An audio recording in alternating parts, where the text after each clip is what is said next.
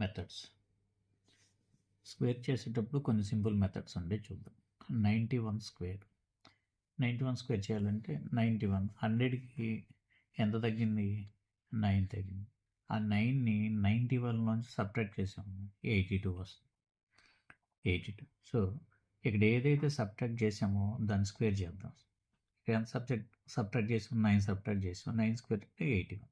So 91 square equal to 82 81 అంటే 8281. ఇంకొక example చూద్దాం. 89 స్క్వేర్. 89 స్క్వేర్ అంటే 100 మైనస్ 89. సో 100కి ఎంత తగ్గింది? 11. సో 89 నుంచి 11 సబ్ట్రాక్ట్ చేస్తే 78. Okay, keep a side. Next ఎంత సబ్ట్రాక్ట్ చేసాము? 11 సబ్ట్రాక్ట్ చేసాం. 11 స్క్వేర్. 11 స్క్వేర్ అంటే 121 అంటే 78 121. 1s 10s ఇది దీనిలో యాడ్ అయిపోయింది. అప్పుడు 7921 అంటే 7021. So 89 square is equal to 7921.